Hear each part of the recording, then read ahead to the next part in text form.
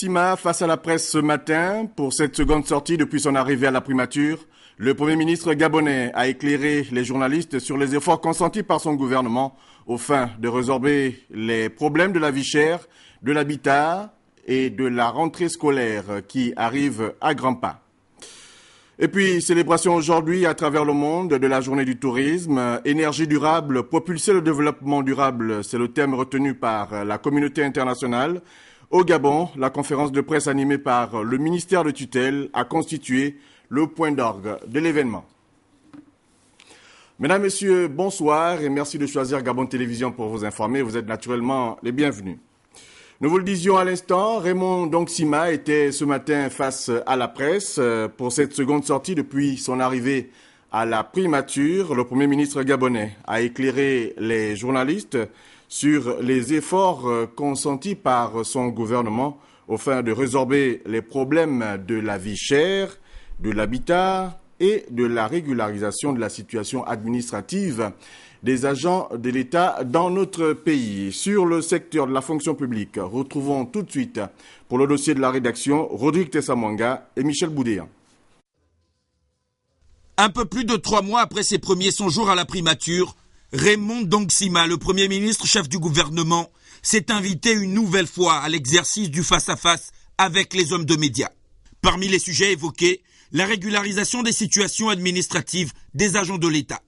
En réalité, l'examen de ce dossier a révélé que près de 47 000 dossiers étaient concernés.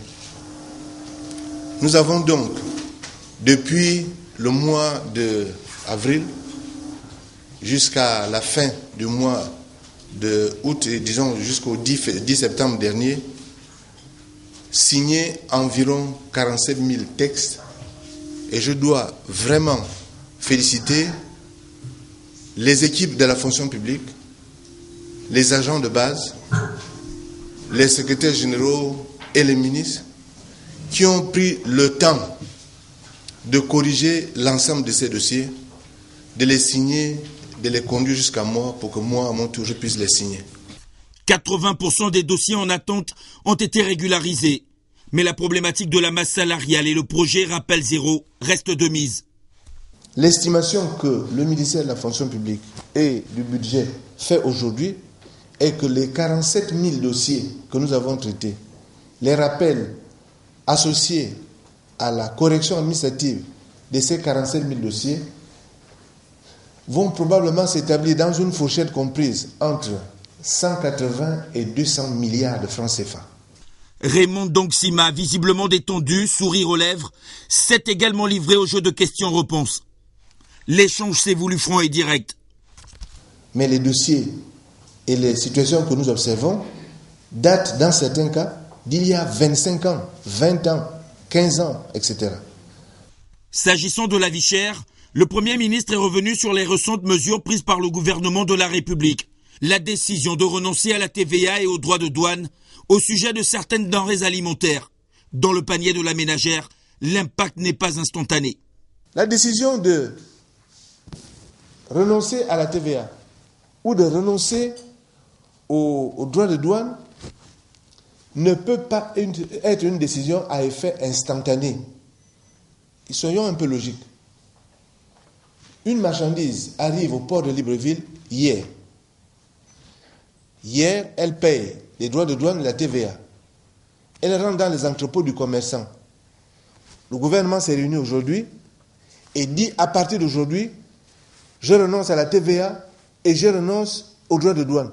Mais les produits qui étaient déjà rentrés hier, avant-hier et les autres jours, parce que le port travaille tous les jours, ces produits qui sont dans les entrepôts, ils ont été déjà affectés par les droits de douane et la TVA qui a été prélevée dessus. Pour le chef du gouvernement, l'accroissement de l'offre sur le marché serait le meilleur moyen de juguler le problème de l'augmentation des prix, qui est d'abord et avant tout un sujet débattu à l'échelle mondiale. Autre sujet évoqué au cours de cette rencontre avec les hommes de médias, le dossier éducation qui est d'un intérêt considérable vu que la rentrée scolaire avance à grands pas. Elle est prévue, cette rentrée, vous le savez, pour ce 1er octobre 2012 dans notre pays. Félicia Biyongo, Michel John Boudéan. Le Premier ministre chef du gouvernement Raymond Don-Simon s'est également accentué sur le problème de l'habitat au Gabon, sujet qui fâche. On a une zone qui était réservée à la construction et puis cette zone est occupée à très grande vitesse et tout le monde voit comment elle est occupée. Tout le monde le voit. Et personne ne dit rien, sauf qu'on dit au gouvernement, mais vous n'avancez pas dans les constructions. En réalité, le dossier est rendu difficile parce que le gouvernement a le souci de régler la question des personnes dont les revenus sont les plus faibles et d'arriver vers une solution globale. Il y a un grand nombre d'opérateurs qui ont offert leurs services et qui sont disponibles pour construire des maisons à 30, 40, 50, 60, 80 millions. Mais combien de personnes peuvent rentrer dans des budgets qui correspondent à des maisons de 40-50 millions? Pas grand monde. Le projet 5000 logements, le foncier, l'aménagement et la viabilisation des parcelles sont autant des sujets évoqués lors de cette conférence. On n'a jamais dit que les logements seraient construits intégralement de façon linéaire. Moi, je m'inscris à faux contre ça depuis longtemps. Forcément, vous aurez, dans un premier temps, un nombre limité de maisons. Il y en a, à l'heure actuelle, qui sont construites. Les occupations anarchiques, parfois irrégulières, constituent un frein au processus du développement dans ce secteur. Les zones qui ont été affectées à des projets, qui auraient dû faire l'objet d'aménagement de viabilisation, ont été purement et simplement occupées de façon tout à fait anarchique et irrégulière par des gens. Et aujourd'hui, ces occupants pourraient être déplacés, naturellement, demandent à l'État de les dédommager. Plusieurs chantiers ont été lancés, c'est le cas en Coque et à Angondje. Les réformes engagées dans le domaine de l'habitat ne portent pas encore leurs fruits et le problème du logement dans notre pays reste entier. Quelques petits soucis de coordination de ce journal. À l'instant, nous étions donc sur le dossier de l'habitat dans notre pays. Mais tout de suite, et comme annoncé, voici le dossier éducation. Le Premier ministre s'est également intéressé à la rentrée scolaire, vu que celle-ci approche à grands pas. Elle est prévue, vous le savez, pour ce 1er octobre 2012. Nous retrouvons donc Félicia Biyongo. À la Chambre provinciale des comptes pour réceptionner les locaux qui vont abriter le point focal ou la cellule d'information de la Commission nationale de lutte contre l'enrichissement illicite. Vous savez, depuis un temps, dans le cadre de la vulgarisation de cette lutte, on se déplace de plus en plus vers l'intérieur et nous avons souvent sollicité les autorités compétentes qu'elles mettent à la disposition de la Commission les moyens pour ouvrir au chef-lieu de chaque province une cellule pour informer les dépositaires, l'autorité de l'État et les citoyens de toute l'activité de la Commission. Et nous sommes ici parce que le travail avec la Chambre provinciale qui a accepté d'abriter nos locaux est presque terminé. Ils nous ont livré les trois pièces qui doivent contenir les techniciens certainement qui sont affectés ici. Et c'est dans ce cadre et en prélude de la préparation de la journée nationale de lutte contre la corruption et l'enrichissement illicite qui aura lieu le 9 décembre de cette année que nous sommes venus ici en même temps qu'une autre délégation est partie sur le Mouila. Pour l'instant, il n'y a que ces deux provinces, ces deux chefs-lieux de province qui vont certainement avoir des cellules d'information. Voilà, à l'instant, nous étions finalement à Franceville et le président de la Commission nationale de lutte contre l'enrichissement illicite, Vincent Lebondo Le Mali, qui a donc récemment réceptionné les installations donc qui feront office de siège de cette institution dans la province du Haut-Ogooué. Si nos coordonnateurs sont désormais dans le bain de cette édition d'information, nous allons donc repartir avec le fil normal de l'actualité. Mais d'abord, cette communication. Le président du Sénat porte à la connaissance de mesdames et messieurs les sénateurs, membres de la commission ad hoc chargée d'organiser et d'examiner la demande de levée de l'immunité parlementaire du sénateur Gabriel Eligé Ecomier, que la réunion aura donc lieu demain vendredi 28 septembre 2012 à 10h dans la salle des sénateurs.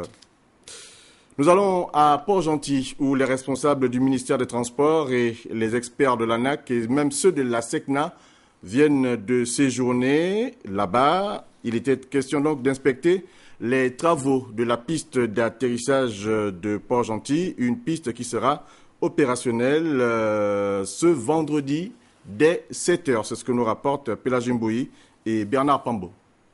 La capitale économique gabonaise, Port-Gentil, connaît en ce moment une véritable mue conduisant vers le développement intégral grâce à la politique insufflée depuis 3 ans par le président de la République. Le cas de l'aéroport de Port-Gentil, qui subit les travaux de modernisation, est une illustration parfaite de cette volonté gouvernementale.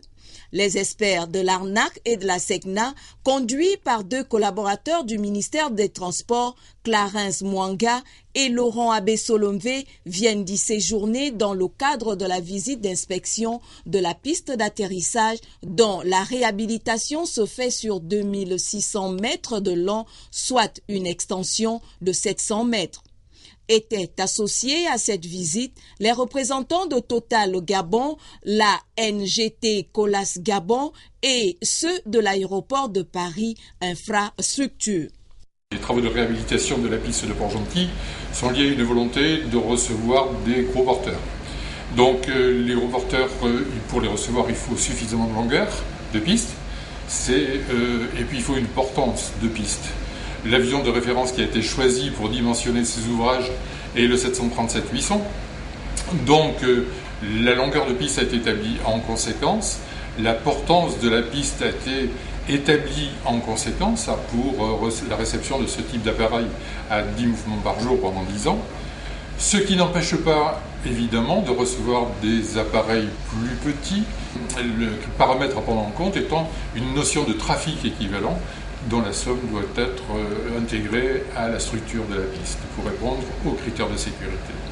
Lancé le 13 août 2011 par le chef de l'État, les travaux de l'aéroport de Port-Gentil déboucheront à terme sur un projet d'une grande envergure économique. On va procéder cette semaine-ci avec la réception provisoire d'une facilité qui est l'aérogare provisoire, qui va temporairement remplacer le bâtiment existant pour pouvoir construire une nouvelle aérogare. Cette réception sera faite cette semaine-ci. Ça donnerait quelques semaines de temps à la SECNA pour une période de transition où en fait le personnel de l'aéroport et les compagnies aériennes vont pouvoir bouger dans cette facilité temporaire.